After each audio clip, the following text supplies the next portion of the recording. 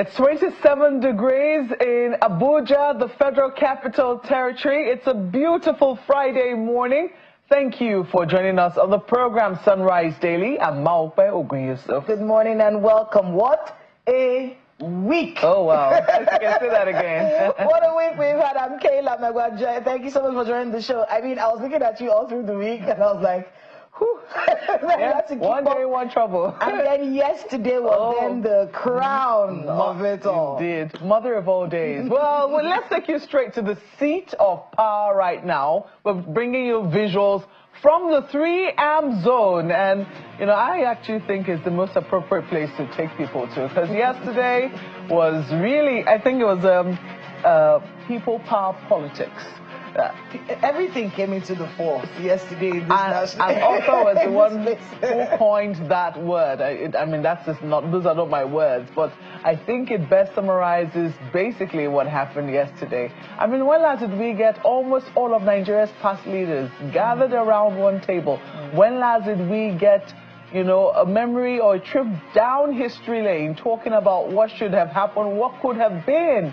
But hey, take a look at 3am zone where so much more will be happening. There was also some drama around this region yesterday, which we'll be talking about shortly. But I hope you're able to take all of that in as we bring you the visuals from the heart of the Federal Capital Territory. Indeed. So it's called the 3am zone just so we can talk about what we're looking at, because it contains the 3 arms: Supreme Court, the Judiciary, the National Assembly is there as a legislature, and the Presidential Villa, the executive, and many federal buildings. Of course, the Federal Secretariat is there, which is the engine of government. 3am zone is a very important place. The epitaph of the unknown soldier is right there. We always have things happening at the arcade, you know. So it's a very important part of our nation's story. You could actually read up on the 3am zone, and there's so much that has happened over the years. A lot of those men, Malcolm, that we saw around that table yesterday have been in all these places for one reason or the other. You can say that again. I think watching yesterday was such a nostalgic feeling. Some pain, some anger, some regrets from everyone, including those who were sitting around that table. It really did a lot for the Nigerian, really, especially if you were around when most of these men were in power. It would make you remember what was going on at the time. And I think, Mark, I left that program yesterday thanking God for the liberties that we have right now. Because that is the one thing that I remember about that era, was a lack of liberty. You know, so it was a very interesting one. Like you said, the National Assembly was not void of drama yesterday, which unfortunately some children from secondary schools had to watch because they were seated in that hall when all of that happened yesterday. Thankfully, again. Well, this is where we are today. We'll be talking about that shortly, but those are the visuals from the 3am zone. We'll take a break in just a moment, and we'll come back to talk about what precisely happened on the floor of the Senate yesterday.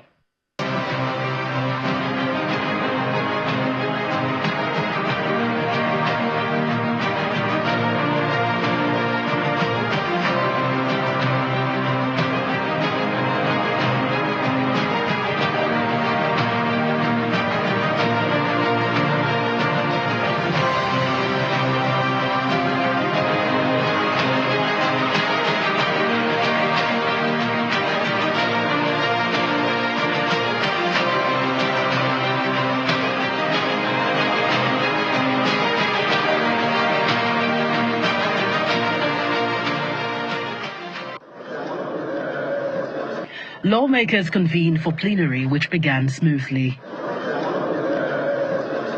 The proceedings, however, took a turn when the Chief Whip raised a point of order, drawing attention to an earlier stance of improper behavior over reallocation of seats. Pursuant to Order 6, President of the Senate decided to rearrange this seat. And I'm surprised to report that Senator Natasha, having given another seat, refused to vacate her former seat in flagrant violation of our rules. He explains that the reallocation of the senator's seat was owing to the recent defection of some opposition members to the majority wing, thereby causing a vacancy in the row of seats. The chief whip had hardly concluded when Senator Akpoti raised a point of order, attempting to speak without being recognized. Order, please. Dismiss Senator Natasha, please. You are not recognized to speak from there. That is the order of the Senate. Sir, order 10 on privileges. Senator Natasha. Any senator may rise at any time to speak upon a matter of privilege suddenly arising. She is, however, not escorted out. Her colleagues plead with her to maintain calm.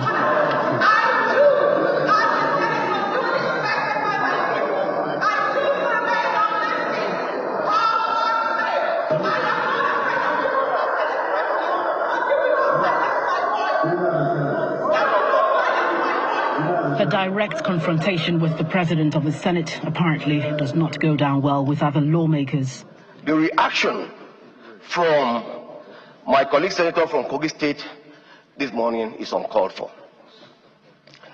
I want to sincerely apologize on behalf of the Kogi caucus to the Senate President and the entire Senate. In his response, the Senate President, who had a similar confrontation with the same senator in June last year when she equally attempted to interrupt proceedings, appealed with lawmakers for calm. What has happened today is a total aberration. But anybody who wishes to go and make law must be prepared to bear the law. Please, distinguished senators, do not feel offended. The matter will be dealt with at the appropriate time. Plenary continues with a motion on the Benue State House of Assembly crisis. Mr. President, we feel that unless there is an urgent intervention, there is the possibility of a constitutional crisis. However, what was expected to be a lengthy debate was swiftly cut short. The lawmakers unanimously agreed to refer the matter to the Committee on Judiciary and Legal Matters, and that committee is also mandated to look into the Benue State House of Assembly crisis and report back to the Senate in 2 weeks. From the National Assembly, Gloria Umezuke, Channels Television News. Well, the question is, what is in a seat, particularly a senatorial seat? Well, it turns out this is not the first time it has happened, not just to Senator Natasha Akpoti, but also to the now Senate President, Senator Godswill Akpabio, who, was in a similar situation in the 7th Senate when Senator Saraki was presiding as Senate President. Let's take a look.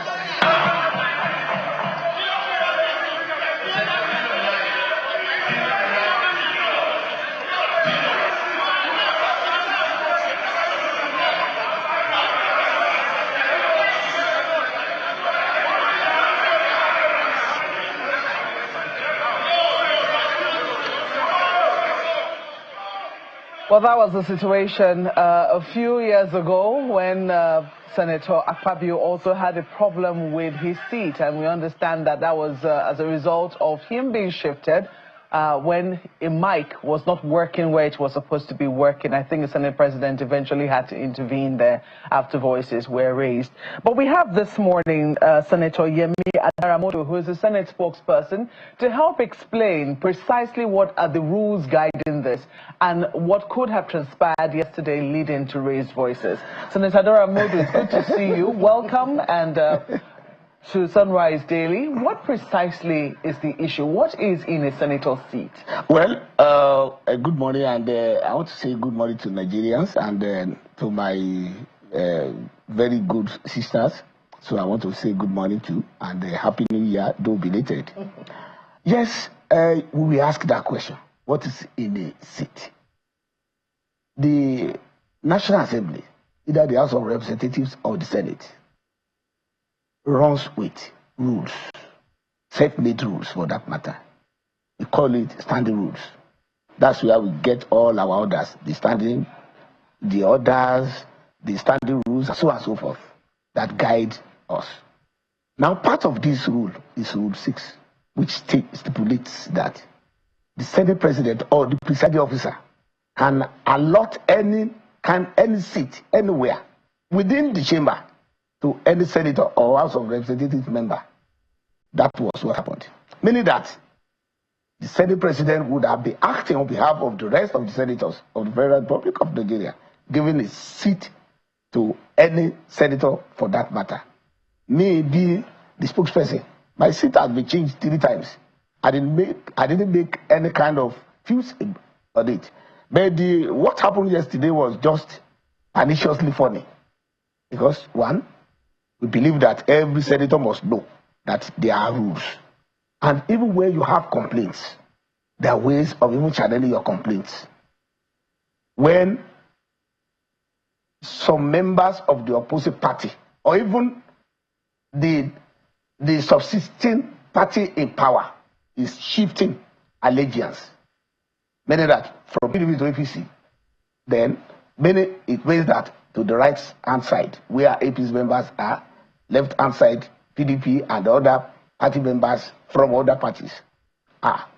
So when they move, when they shift, there is no reason, and it is even an aberration, to leave seats within. Maybe somebody must have been taken out of a seat where he was sitting before within the opposition party, then to the other side, which is the ruling party. So definitely there's going to be a vacant seat there. So in order to close all these vacant seats, Senator Ezewa has moved, Senator Lenuoku has moved. Then definitely 2 seats are already vacant. So there's going to be a redigging, a reshuffle of the sitting order, the arrangement. So that was what happened yesterday. So when it was done, and then our own sister, our colleague, Senator Natasha Apoti, when she came, she saw it. Instead of going there, sit. If you think you are displeased, then you first of all sit on the seat allotted to you. When the Senate is now in session, you now raise up your hands to raise any order. That is when you now raise it up. But instead of doing that, sitting on the wrong seat, her previous seat, that she should have been notified. There's no way they notify you. It is when you get to the chamber that you know what is happening in the chamber. They don't write letters. They don't make phone calls. They don't send anything to somebody's email or any address or telegram that your seat is going to change. When you get there and you find out that your seat is in another place, if you are very confused, you approach the sergeant at arms. If that you are not satisfied, you approach the chief whip. If you are not satisfied, you approach the leadership, which is the Senate President.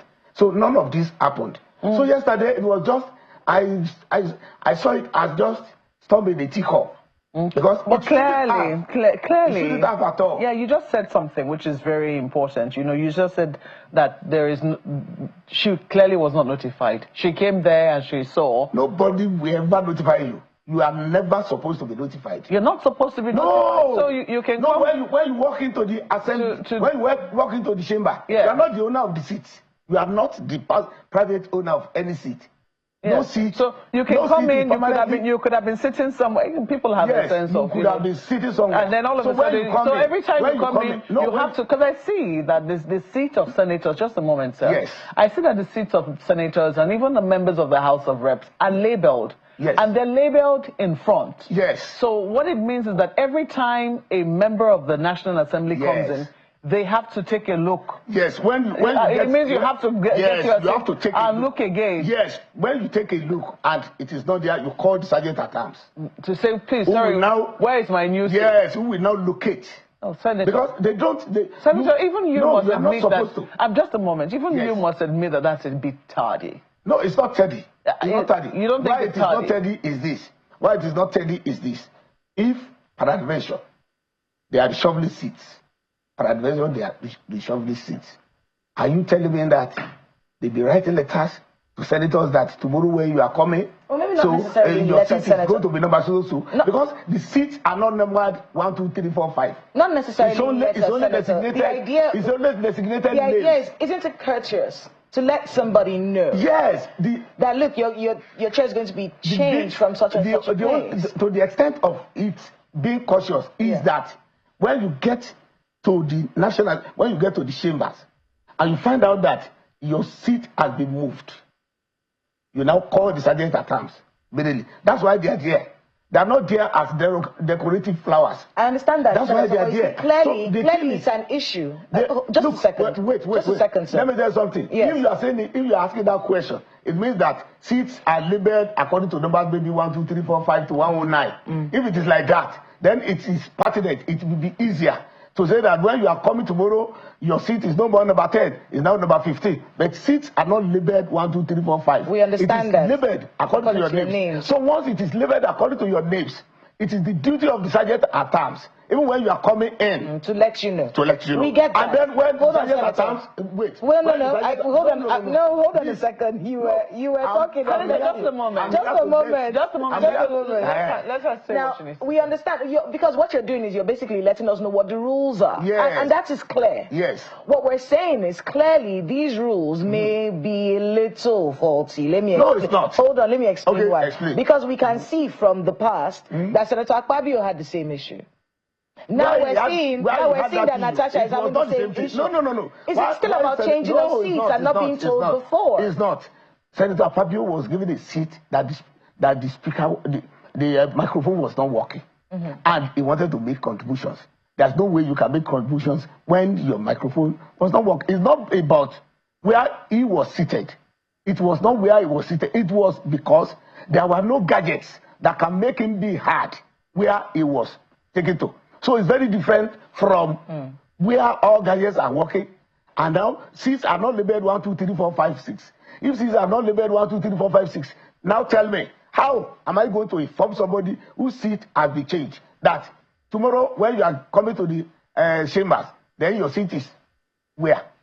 I mean, I'm trying to look at it. Unless if I say, instead of going to seat number 15, go to seat number 20. I mean, I'm looking at it even from a workplace environment. No. Hold on a second. Every workplace environment. In a workplace environment like this one that we're in right now, if my seat in this office is being changed, the HR will notify me. The HR will notify me. She'll say, look, you've been changed from such a seat to such a seat. It's just courtesy. It's not because they need your permission to move you. It's just courtesy. Do you know why they call that the chamber hallowed chamber?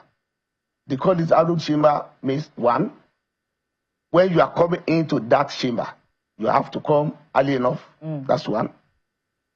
Two, when you get in, then you ask questions. If you don't ask questions, when you get to your seat, your sitting place, and you find out that maybe there's a relocation, then you ask questions. And even if you say that, okay, for the mere fact that I've not been informed before, one, when you are being notified by the sergeant at arms that this is where your seat is now, and then when you are being notified even by the chief whip of the National Assembly that this is your seat now, so your best is to go to that seat. Then from there, you raise up your hands to raise your point of order. Sorry, Senator, now to complain. I have to ask a question because you're telling us that we're actually running out of time. I want to be able to get your thoughts on this. There were some things that Senator Natasha said. Albeit in a passionate, and very angry and upset about everything. So the things that she's talked about, where she felt, at least what we inferred from the things that she said, she felt like she was being bullied, and she was saying, "Look, I will not be silenced. I will not." She said, "My bills are not being listened to. I'm not being treated with respect." Now, based on, I'm not saying she's right. Based on that thought process, as spokesperson of the Senate, is there something that you think should be looked into, some kind of mediation? Because she obviously feels like she's not being treated fairly. Is that something that as spokesperson of the Senate you would think about? Now, my sister, let me tell you something. Even that one is very astonishing, very astounding. In fact, I did not even expect that one to even come up at all. One is that there are several motions and bills. Everyday members do bring up motions and bills. We have several, almost 1,000 in the Senate that are awaiting second reading.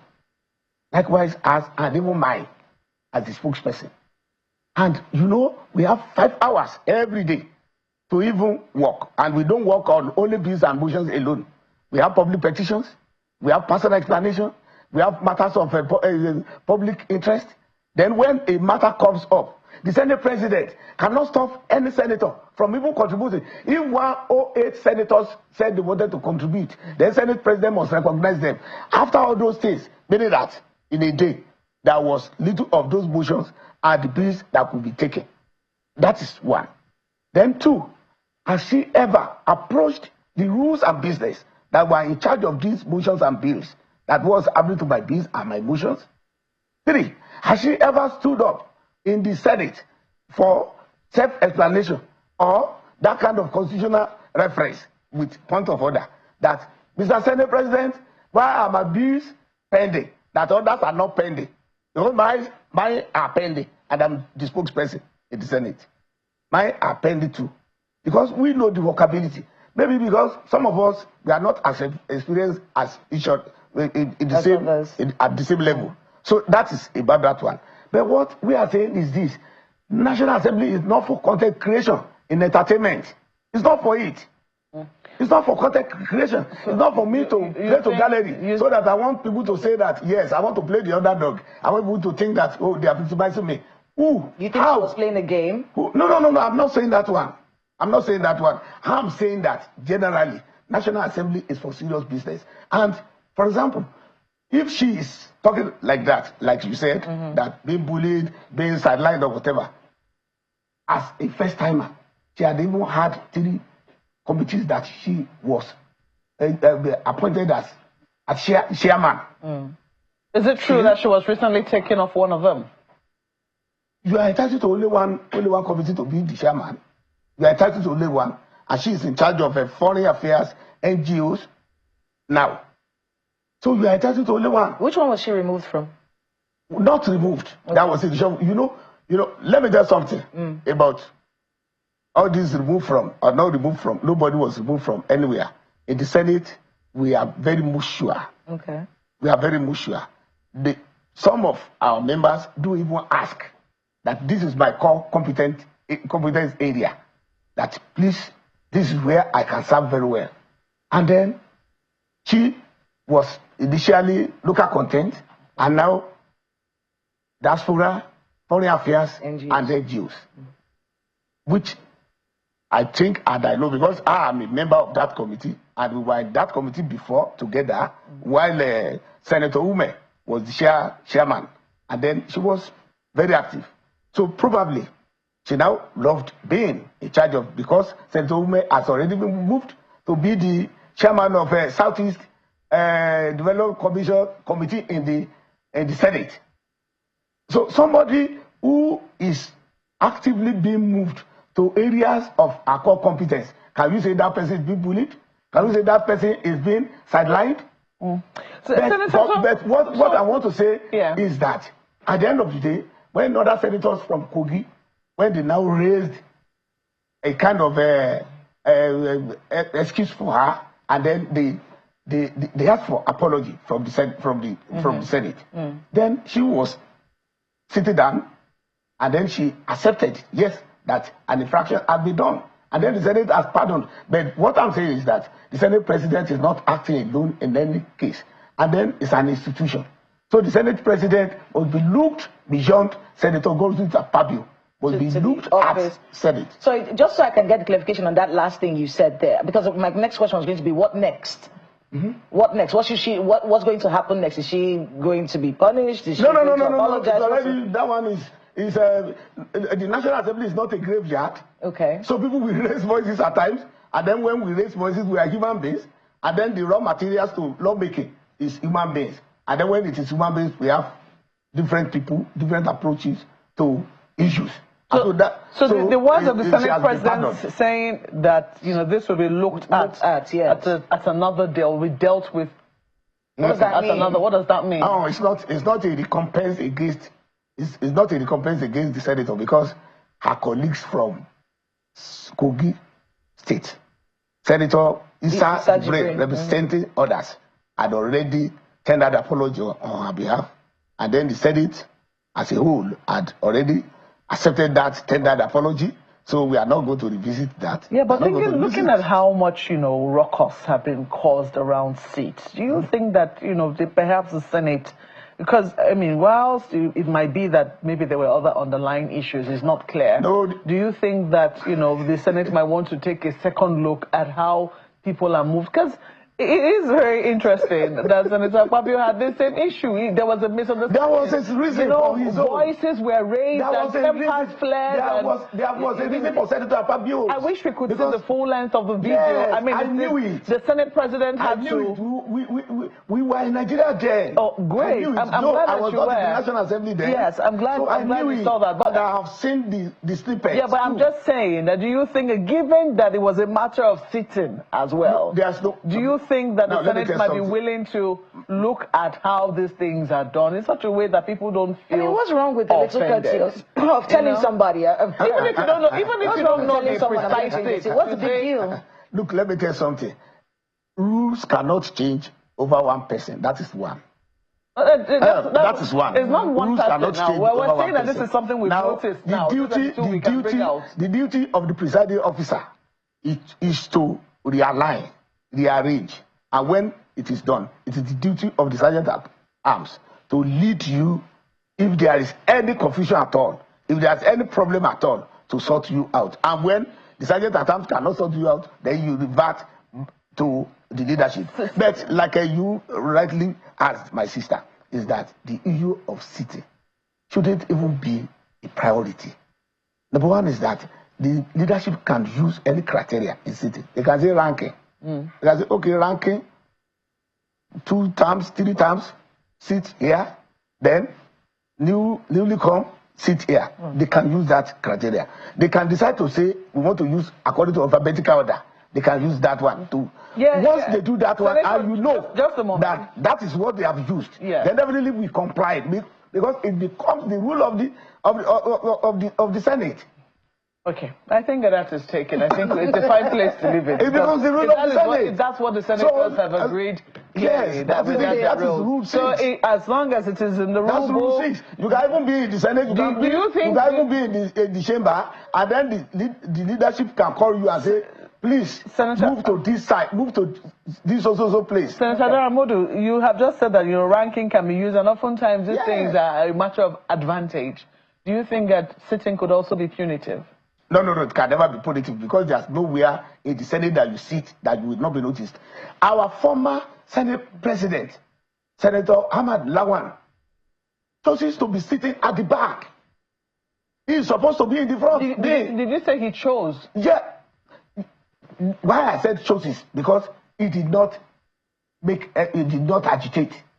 He did not make... In other words, he was not seated there, but he chose to be there. You understand what I'm saying? I said, if you are put in a place and you did not make any noise against it, it means that you have chosen to be there. Okay. At least he was the former Senate President of Nigeria. So definitely, if he chooses to be at the back, who am I as a first-timer senator to say that I cannot sit at the back? Does that one impede me from making laws? Does it impede me from raising my hands? Does it impede me from being noticed by the presiding officer? It doesn't. Senator Adaramodu. It doesn't. So geography of the chamber does not determine your efficiency. Okay. We have to say... All I'm saying is that we as senators, we as representatives of the people, we are not content creators. You make the point again. So Senator, we have to thank you very much for coming on the program today. Senator Yemi Adaramodu is a spokesperson of the Senate, and he's been explaining to us just what is in his seat. Thank you so much for your time with us this morning. Well, we're going to be taking the view of another person, somebody who's been in the space as well. Cynthia Mbamalu is the Director of Programs at Yaga Africa, and she joins us virtually this morning. Cynthia, thank you so much for your patience with us this morning. I'm sure you also watched what transpired on the floor of the Senate yesterday, and you've also heard the explanation of Senator Adaramodu. What are your thoughts on it? Thank you, and good morning. Good morning, Nigerians. I think it's quite interesting, one, to observe the events of yesterday, but also to listen to Distinguished as he tried to explain, one, the rules of the Senate, but also the justification for why the Senate president acted the way he did in response to the agitations by Senator Natasha. And I think if there's certain things we've learned from this is, first, we can already see that there is a politics of seat allocation. And interestingly, when he somehow mentioned the former Senate president choosing where to sit, it just kind of affirmed a lot of my suspicion on that one. When it comes to allocation of seats, yes, the rule book provides the Senate president with the power to allocate seats to senators and even to review allocations, provided that they can review allocations at different points in time. It's provided in the rule book, but I think there's certain things we also forget that while there are certain provisions in the book, there's also the unspoken rules and practices, which gives certain people more access to determine where to sit, even if it's not clearly stated. So there's that part. The part around the power of allocation, why the seat is important is because where you're allocated to sit down is what gives you sort of the grounds to speak. And which is why I said where you're located is where you speak from. So there is that part. And I think one of the conversations from not just this experience, but the experience of Senator Akpabio in the 7th Assembly, if you watch that video, I'd even gone to look for the video yesterday. And if you had seen, in fact, he was even more cantankerous than distinguished Senator Natasha, because he didn't sit on the location. He kept moving, and he was willing to hit anyone on his way. At least she remained on a position, and she kept making reference to other 10 on privileges from the rule book. And so if you look at that, you could see that there is obviously an issue with how seats are allocated, especially with House lawmakers who experience the National Assemblies personally. Relate to that because we don't know her experiences. And obviously from her comments, you can tell that there are underlying issues that have not been addressed. And so there is that. And that is why I say the politics of seat allocation is something that needs to be reviewed, even in their rule books as members of the parliament. The second for me, honestly, is in her agitation, she had made reference to speaking on Order 10 on privileges. Now, the idea of the privileges, the order on privileges, is it gives senators the opportunities to be heard without notice on issues that they feel is of utmost importance. And what I was expecting was, because she had raised a point of order and said, on the privileges, I want to be heard. 13 seconds, less than 30 seconds into what she was saying, she was shut down. Not just shut down, there was an order for the Senate president for sergeants at arms to take her out of the chamber. And I felt, for me, that in itself showed that there was even little tolerance to listen to the agitation she had presented. If you fast forward back to the 7th Assembly, I'm trying to remember which year, when Senator Akpabio raised his own objection and agitations on his allocation onto the seat, where he promptly said he was moved without being given reasons why he was moved. There was no order for sergeant at arms to take him out within the period of his agitation. Instead, the Senate president at the time allowed it to play out, and then you had other senators intervening, as was this case. And so for me, it's also about how the rules are applied in the Senate. And because the order on privileges gives every senator equal opportunity to be heard and listened to. And in fact, it gives them an opportunity to speak without notice if they are raising. So that order is more like it provides them some level of immunity to speak on specific issues. If you read the details around that order she was referring to on privileges. And so if you juxtapose that with the conversations around the allocation and then the immediate order within seconds of her speaking for her to be taken out of the Senate, I believe that in all of this, there is so obviously an underlying issue that is yet to be addressed. And that is because this is not the first time we've seen an altercation between distinguished Senator Natasha and the Senate President Akpabio. And I think at this point, there is a bigger call for us to even begin to pay more attention into what happens in the National Assembly. I want to be able to, because we are running out of time, I want to be able to get your thoughts on something else that's going on. Because, you know, we've heard all of these things and we watched it happen. One of the major issues people have had is the way she responded. Now, even in advocacy, even when we talk to kids, if you do feel uncomfortable, if you feel like you're being bullied, if you feel like your voice is not being heard, you should speak up for yourself. But is there a way to do it? And in your view, did she maybe cross the line? Maybe she was a little too angry, you know, because those are some of the things that we're seeing online. Or maybe it should have been done differently. Maybe you should have spoken to him in private, and then afterwards maybe you should have apologized, because like you stated in that video of Godswill Akpabio, when Saraki was Senate President, he actually apologized for his outburst. Was there some line crossed here by Senator Natasha? Yeah, let's also put in mind that he apologized after a long period of altercation, even longer than what we observed. And there were different contexts. I do believe that, one, I don't like to bring in gender, but I'll bring in gender because we observe proceedings in both chambers, and most times they are aired live. You can follow that. We've seen even tougher and angrier agitations by senators. And no one has questioned them for being too angry, because most times they are men. And so it's expected that a man can express his grievances at every length. But when it's a woman, why is it always expected that, oh, you should have done it differently? She's a politician. She's a senator. We've been in we've watched the National Assembly where members even get angry that they are raising seats against themselves. Not just in Nigeria, in several parliaments in the world. This is how politicians most times air their views. She wasn't violent. She wasn't insultive. She kept making reference to an order in their rule book, and she was speaking based on it.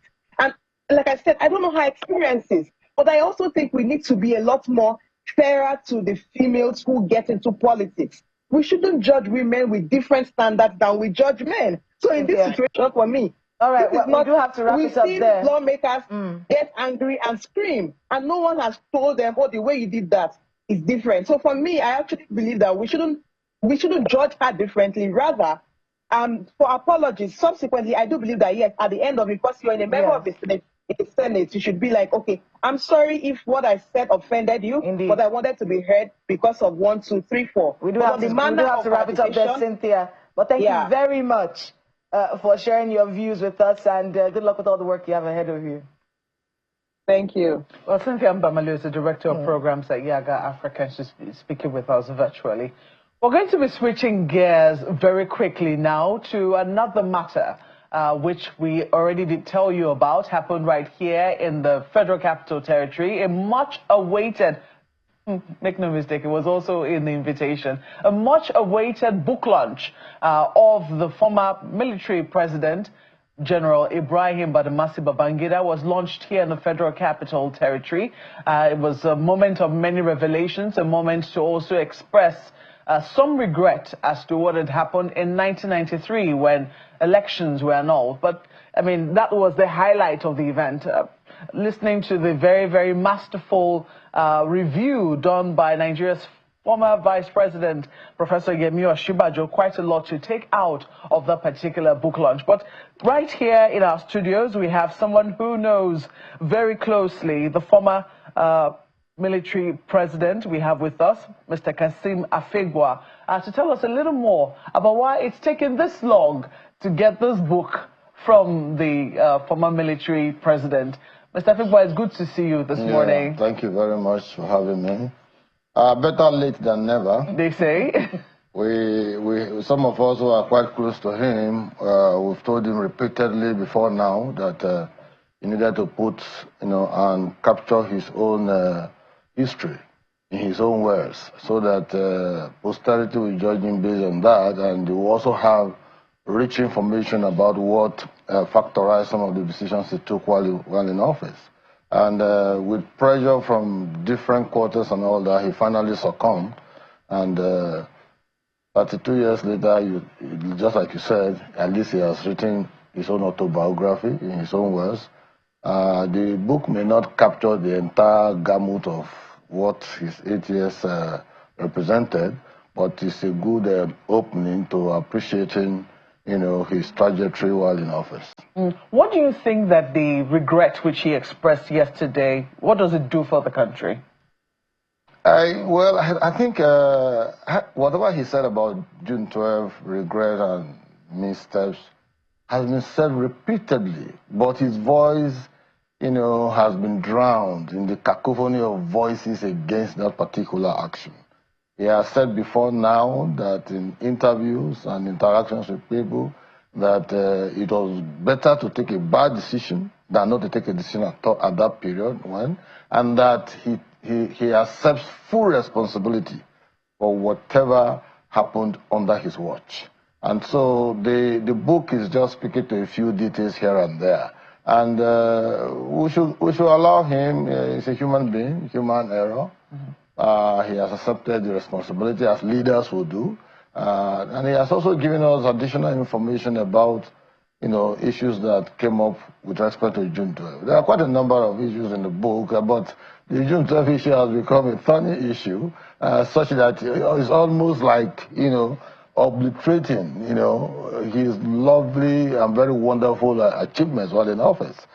So when people just pick out the June 12 issue, it's understandable because it has remained so. It has become, a recurring decimal. And now that we are hearing from the horse's mouth what transpired, if you marry what he said with what Professor Humphrey also said in his book, with respect to the role played by certain actors, essentially General Sani Abacha of blessed memory, will understand the rationale for his own position. Former President Olusegun Obasanjo, while he was speaking at that event, actually mentioned the fact that there will be fallouts.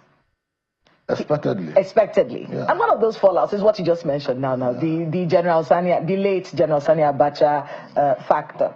And if you read parts of that book, you will see where, even though he did take responsibility for June 12th, it did come across like he was making it look like, look, I take responsibility for it because I was in charge at the time, but there was a lot of things that happened that I didn't have control over. That's how it seemed. Of course. And I think that snowballed into a question of this man, because we were alive, Mr. Fegua. This man was not a weak person. This is not someone that things would be happening and he wouldn't know. No, I think that's one of the issues on social media, at least, that we're seeing. What do you make of that? That dichotomy that people are noting. No, it's not a dichotomy.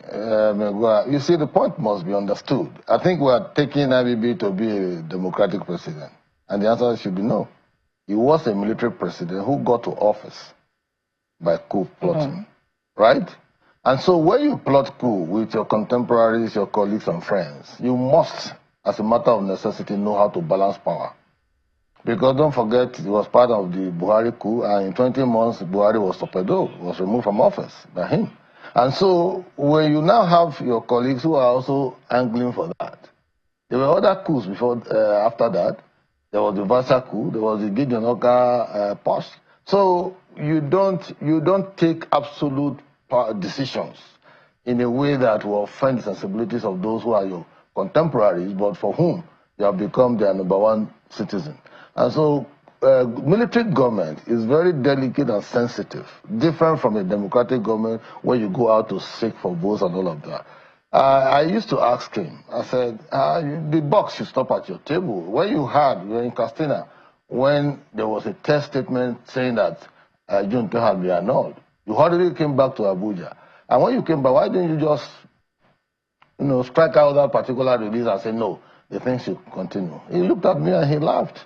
He said, I was running a military government. When things happen like that, when you have different cells within the military circle, you are no longer you may be called the chief of, the commander-in-chief, but the real commander-in-chief are those bodyguards who are carrying guns to protect you. It might also be your own nemesis. So he has to balance the algorithms of power in that sense. You mentioned his legacy. I think maybe I'll send it to you later. There's a whole list that's going around right now of all the things that General Ibrahim Badamasi Babangida did while he was in office. And it's amazing. Some of the things that we look at in the nation's capital today, everything is almost tied to him in some way or the other. And it really got me thinking about the concept of a legacy and for the leaders that have followed after him, and the concept of a statesman. Now, And you've worked with, you were his spokesperson. Yeah. As someone who did a lot of those things and also has this checkered part of his story, how do you speak to a leader right now, someone who's in power, about how to balance out being a statesman who everyone loved and, like you said, having to take some decisions that may not really go well for your legacy? How do you balance that out? I mean, talking to today's leaders. Well, today's leader is a democratically elected leader. Under the military, you don't have National Assembly. So it's completely, eroded. In this present dispensation, democratic dispensation, there's balance of power, the executive, legislature, and the judiciary. And so, in the military, it's almost unheard of for the courts to rule against what the military got despot or. So are you saying that democracy is in the way of progress? Yeah, of course. Are you saying democracy is in the way? Democracy has come to stay in this country, and we must continuously ensure that despite all the imperfections, people should take home the lessons of June 12th. And what are those lessons? Lessons of credible, free and fair elections. People keep talking about, oh, if the most has judged credible. Why are we not conducting credible, free and fair elections in this dispensation? Why must we settle electoral disputations in the law courts? There are Supreme Court governors, there are senators from Supreme Court, it's all kinds of. So politicians must learn to absorb, the shock of defeat. They must learn to ensure that, this democracy sustains, endures, and survives by ensuring that they bury their own selfish, parochial, and pecuniary interests for the national good. If you play a football match, it may not be the best of outcomes based on the opportunities of goal scoring. And the referee may take a decision that is not in your favor. At the end of the day, it won't stop the outcome of that particular football match. But you must accept as players that, this has come and gone, let's move forward. So electoral reforms, very important.